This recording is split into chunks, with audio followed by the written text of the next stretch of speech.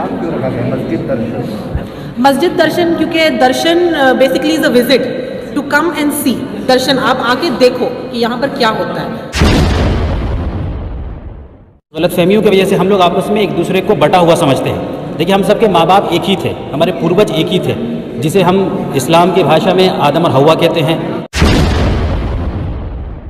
हमारे दराज से हम हिंदू, मुस्लिम, सिख, ईसाई सारे हिंदुस्तान में 1400 साल से बड़े मोहब्बत और प्यार से रहते आए हैं। देखिए, कुछ बहुत सिंपल बातें हैं जिनको हम यहाँ रखना चाह रहे थे लोगों के बीच में, कि हम सब का क्रिएटर एक है, हम सब का मालिक एक है। हम उसको अलग अलग भाषा में अलग अलग नामों से पुकारते हैं। अगर हमारे धार्मिक ग्रंथों को देखेंगे तो वहाँ भी हमें एक ही परमेश्वर के बारे में बताया गया है। चाहे कुरान ये कहता हो कि कुल हुवल्लाहु अहद, कह दो कि वो अल्लाह, वो ईश्वर एक है, या फिर वेद ये कहते हो कि स एश एक विरदेक एव, है ना, कि वह एक है और केवल एक ही है ना। ये कहा गया हो कि न तस्य प्रतिमा अस्ति यस्य नाम महद्दशा, उसकी कोई प्रतिमा नहीं है, उसको याद करना बड़ा यश वाला काम है। तो ये कॉमन शिक्षाएं हमारे धार्मिक ग्रंथों में हैं, लेकिन कुछ गलतफहमियों की वजह से हम लोग आपस में एक दूसरे को बटा हुआ समझते हैं। देखिए, हम सबके माँ बाप एक ही थे, हमारे पूर्वज एक ही थे, जिसे हम इस्लाम की भाषा में आदम और हव्वा कहते हैं, क्रिश्चियनिटी की ज़बान में एडम एंड ईव कहते हैं, और सनातन धर्म की परंपरा में हम आदम और हव्ववती कहते हैं। रामचरितमानस में बताया गया। तो उसी आदम और हव्ववती की ये पूरी संतान है जो पूरी मानवता है। तो हम सब एक परिवार के हुए जो मानव परिवार है। अब हमारे बीच में जो गलतफहमी है उसको दूर करने के लिए संपर्क ऑर्गेनाइजेशन काम करती है कि लोगों को आपस में जोड़ के रखे और लोगों से ये कहे कि अपने उस मालिक, उस क्रिएटर, उस पालनहर्ता जो हम सबका सृष्टि का रचयिता है, उसके तरफ पलटो। तो इसी दिशा में ये प्रयास था मस्जिद दर्शन का, जिसके ज़रिए हम ये बताना चाह रहे थे कि साहब, मस्जिद ईश्वर के उपासना का एक जगह है और इसमें सभी धर्म के लोग आ सकते हैं। और आजकल चूँकि बहुत सारी गलतफहमी है मस्जिद को लेके कि मस्जिद में पता नहीं मुसलमानों को क्या बताया जाता है, अज़ान में क्या मुग़ल बादशाह को याद किया जाता है। तो उसको हम लोग क्लैरिफाई करना चाह रहे थे कि अज़ान में अकबर को याद नहीं करते हैं, बल्कि उस ईश्वर के बारे में गुणगान करते हैं कि ईश्वर सबसे महान है और यहाँ पे ईश्वर की जो है उपासना होती है। और मस्जिद की सादगी को दिखाया गया कि यहाँ पर आपको ईश्वर से जुड़ने के लिए किसी तीसरे चीज़ की ज़रूरत नहीं है, कोई प्रीस्टली क्लास, है ना, कोई इंटरमीडिएटरी नहीं ज़रूरत है। हर मनुष्य के स्वयं जो है ईश्वर से जुड़ सकता है।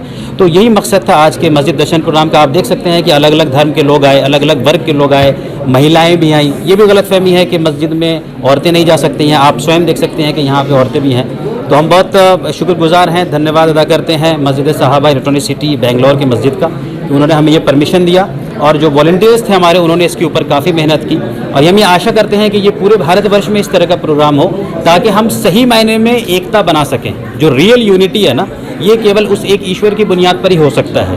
हम किसी धर्म, जाति, रंग या किसी और चीज़ की बुनियाद पर आपस में नहीं जुड़ सकते, केवल उस एक ईश्वर की बुनियाद पर जुड़ सकते हैं। सर, अभी बताया गया है कि आपके एनजीओ की जानिब से किसी भी मसाजिद में बुलाकर इस तरीके का प्रोग्राम करना चाहें, आप अपने कुछ एनजीओ के ज़रिए से करते हैं खुद के खर्च से, तो इसके बारे में बताइए सर। लोग अगर देख रहे हैं, कोई आपसे कांटेक्ट करना चाहे तो कैसे कर सकते हैं? जी, ये देखिए, हम लोग ये वर्किंग प्रोफेशनल्स हैं। हम में से कोई भी जो है फुल टाइम इसमें नहीं लगा हुआ है, कोई आईटी में है, कोई अपने बिजनेस में है। हम लोग जो सैटरडे संडे का दिन है उस दिन को यूज़ करते हैं इस तरह के काम के लिए। तो हम लोग रेडी हैं हमेशा प्रोग्राम को ऑर्गेनाइज़ करने के लिए। प्रोग्राम ऑर्गेनाइज़ करना हमारी जिम्मेदारी है। परमिशन अगर हमें किसी भी मस्जिद से मिलता है, हमें इनवाइट करते हैं, चाहे वो बेंगलोर में हो या बेंगलोर से बाहर, इंडिया के अंदर कहीं भी, तो भी हमारे वॉलंटियर हर जगह मौजूद हैं। वहाँ पे हम लोग ये प्रोग्राम कंडक्ट कर सकते हैं और इसमें कोई ख़ास खर्चा नहीं आता। आप देख सकते हैं अज़ान के सिर्फ पोस्टर्स लगे हैं और यहाँ पे कुछ बातें बताई जाती हैं और खाने का इंतज़ाम होता है। तो इसके लिए अगर कोई भी हमसे संपर्क करना चाहे, हम लोग के नंबर पे कांटेक्ट कर सकता है 8884542768 पे। 8884542768 पे। Thank you. आपका नाम? मेरा नाम खुर्शीद इमाम है। आज के प्रोग्राम का नाम कुछ ऐसे रखा गया है, मस्जिद दर्शन। क्या है सर, क्यों है मस्जिद दर्शन? देखिए, मैं मस्जिद सहाबा का सदर हूँ। मस्जिद सहाबा इलेक्ट्रॉनिक सिटी, गोल्लरली मेन रोड। और मेरे पास संपर्क नामी एक ऑर्गेनाइजेशन के नौजवान मेरे पास आए और उन्होंने कहा कि एक प्रोग्राम करते हैं जिसमें हिंदू, मुस्लिम, सिख, ईसाई सब मिलकर मस्जिद में क्या होता है वो जानकारी उन्हें फराहम करते हैं दूसरी कौमों को, और अज़ान का मतलब क्या है वो उन्हें साफ साफ बताया जाएगा। और उनका कहना ये था कि चूँकि गैर मुस्लिम बरादरान वतन में अज़ान के बारे में, नमाज के बारे में, मस्जिदों के बारे में गलत फहमी पैदा की जा रही है। उस गलत फहमियों को दूर करना, उसका अजाला करना बहुत ज़रूरी है। इसके लिए उन्होंने ये कदम उठाया है कि किसी भी मस्जिद में गैर मुस्लिमों को बुलाकर उन्हें मस्जिद दिखाई जाए और अज़ान का मतलब समझाया जाए, बताया जाए, और नमाज कैसे पढ़ी जाती है, नमाज क्यों पढ़ी जाती है, नमाज पढ़ने के वक्त सामने कुछ होता है या नहीं, वो प्रैक्टिकली उन्हें दिखाया जाए। ये सब उन्होंने मुझे समझाया तो मुझे लगा ये बहुत ज़रूरी है आज के लिए। आज जो हालात बाहर बनाए जा रहे हैं जानबूझकर, ज़माने दराज से हम हिंदू, मुस्लिम, सिख, ईसाई सारे हिंदुस्तान में 1400 साल से बड़े मोहब्बत और प्यार से रहते आए हैं। इतना ही नहीं, आज़ादी के वक्त हमारे बुज़ुर्गों ने बहुत जानें अपनी कुर्बान कर दी इस मुल्क की आज़ादी के लिए। वो सारे हिंदू, मुस्लिम, सिख, ईसाई सब मिलकर थे, उसमें सबसे आगे उलमा ने भी अपनी जानों को कुर्बान किया है। लिहाजा हमारे मुल्क में इतने अच्छे जो हालात थे, इसको बिगाड़ने के लिए जो गलतफहमियाँ बनाई जा रही हैं या गलतफहमियाँ डाली जा रही हैं, उसमें एक बहुत बड़ी गलतफहमी मस्जिद के बारे में और अज़ान के बारे में है। लिहाजा ये संपर्क ग्रुप के नौजवानों ने अपने तरफ से ये कोशिश करने की ठानी है कि इन गलतफहमियों को दूर किया जाए। मस्जिदों में उन्हें बुलाकर, बिठाकर, दिखाकर और साथ में उनके साथ में बैठकर खाना भी खाकर। तो मुझे लगा ये बहुत ज़रूरी है आज के चलते हुए हालात में। लिहाजा मैंने उन्हें इजाज़त दी। मस्जिद सहाबा में आज ये प्रोग्राम हुआ सुबह 10 बजे से तकरीबन 3 बजे तक। हमारा डिमांड वही है, एक अमन पसंद शहरी होने के नाते मैं सबको ये डिमांड करता हूँ कि ऐसे लोगों को सपोर्ट किया जाए।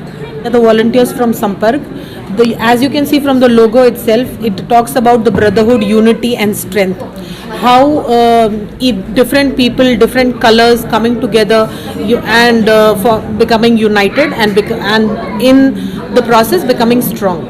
So this Masjid Darshan is an initiative by the Sampark group where we want people from all faith to see what we do in Masjid. Because not many know what happens in a mosque. Many of them might have heard azan, but they do not know the meaning of that. What is that is being told on loudspeaker, or what is there in the mosque, how it is, because of which there is a lot of misunderstanding. When we have such programs, people get a chance to see what happens, and we also get a chance to interact and reduce the misunderstanding or reduce the gap that is prevalent in the society.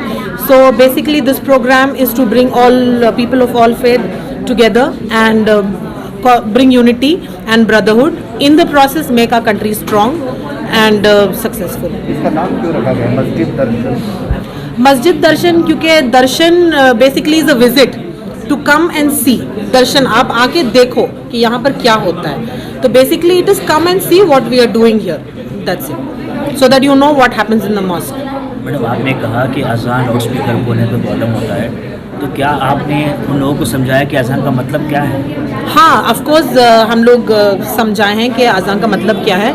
And सी कोई भी चीज़ जो दूसरों को परेशान करे ना, वो चीज़ हम लोग को नहीं करना चाहिए। So we are also not very much in favour that you know loud speaker पे हो। किसी भी कोई भी तरह के लोग अगर if we are causing problem to our neighbourhood then we shouldn't do it. But yeah, definitely on low volume or we can have other means by which we can have azan. Or इसका meaning we explained that what we have the translations of azan in various languages, and based on that we explained the meaning of the azan for everyone. Thanks.